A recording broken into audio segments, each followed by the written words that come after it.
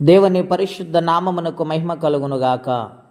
ప్రియులారా, ప్రభునామన మీ అందరికీ వందనాలు. దేవుని వాక్యం ధ్యానిందాము. యోహాను సువార్త 7వ అధ్యాయము 37వ వచనం.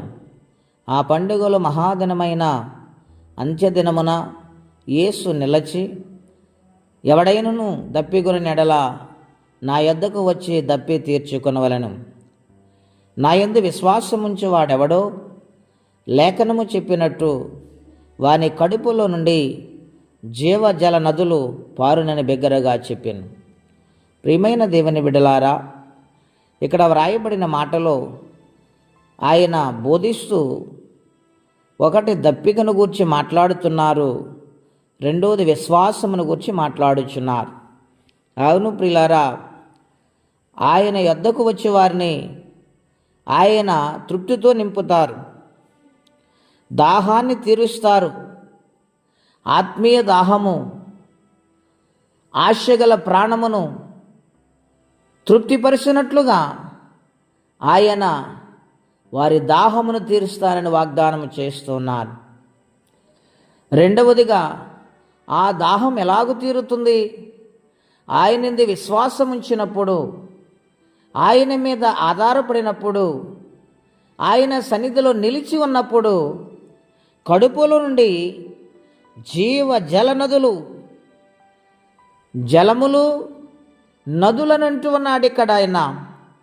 అవును ప్రియులారా, ఆయన వాక్యమందు విశ్వాసం ఉంచి ఆయన సన్నిధిలో నమ్మకంగా బ్రతికితే, ఆయన చెప్పినట్లుగా లేఖనాల ప్రకారము జీవిస్తే వారి జీవితాలు సమృద్ధిగా విస్తారమైన జల ప్రవాహములే దేవుడు ఆశీర్వదిస్తారని మాట్లాడొచ్చు అన్నారు. ఒక చెట్టుకి నీరు ఎంత అవసరమైనదో, కాలువ యార నాటబడినప్పుడు ఆ నీళ్లు ప్రవహిస్తూ ఉండగా ఆ చెట్టు దినదినము బలపరచబడుతుంది, చిగురిస్తుంది, మంచి ఫలాలను అనుగ్రహిస్తూ ఉంది. అలాగనే దేవుని వాక్యము కడుపులో నుండి ప్రవహిస్తూ ఉన్నప్పుడు జీవితము ఫలిస్తుంది, పరిశుద్ధాత్ముడు బలపరుస్తూ ఉంటారు, అద్భుతాలు చూస్తాము, ఆశ్చర్యక్రియలు చూస్తాం.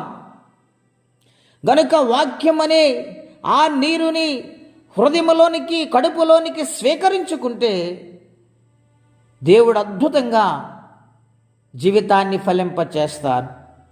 అవును ప్రియులారా, దాహము తీరుతూ ఉంది, జీవ జల నదులు ప్రవహిస్తే అనేక మందికి ఆశీర్వాదముగా మారిపోతాం. ఎప్పుడు దేవుని యందు నిలబడినప్పుడు, దేవుని సందులో నమ్మకంగా జీవించినప్పుడు కడుపులో నుండి జీవ జల నదులు దేవుడు అనుగ్రహిస్తానని వాగ్దానం చేస్తున్నారు. కాబట్టి అశాంతితో బాధపడుతున్నారా?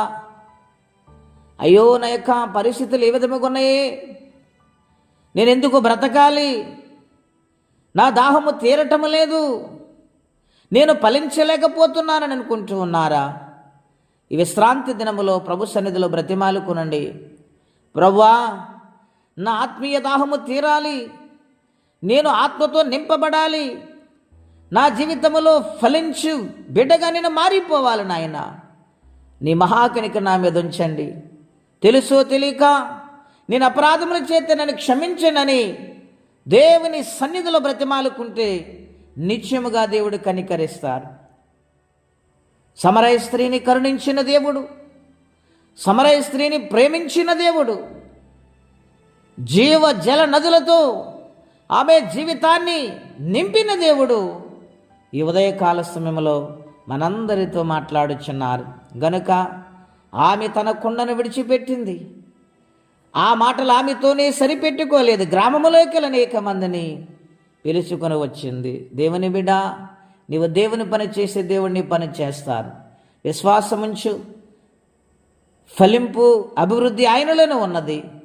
అటువంటి దీవెన పొందుకోవాలని కోరుకుంటే మాటలు ముగిస్తూ ఉన్నాను. ప్రార్థనండి. అత్యంత కృప కలిగిన దేవా, మహోన్నతమైన మీ నామం కొరకే వందనాలు. నాయన యొక్క మార్గాన్ని మీరు సిద్ధపరిచి వెళ్ళారు. మేము కూడా నీ సన్నిధానములో యథార్థమైన మార్గం నడుస్తూ భయభక్తులు కలిగి నీ సన్నిధిలో జీవించుటకు కృపా సహాయము దయచేయండి. ఎవరే కష్టములు, బాధలు, ఇబ్బందులు ఉన్నారు వారికి నీ సహాయం పంపించమని, ఈ దినము దీవెనకరంగా మార్చమని యేసుక్రీస్తు వారి పుణ్యనామలో ప్రార్థించి స్తుతించి వేడుచున్నాము తండ్రి. ఆమేన్. దేవుడు దీవించునుగాక. ఆమేన్.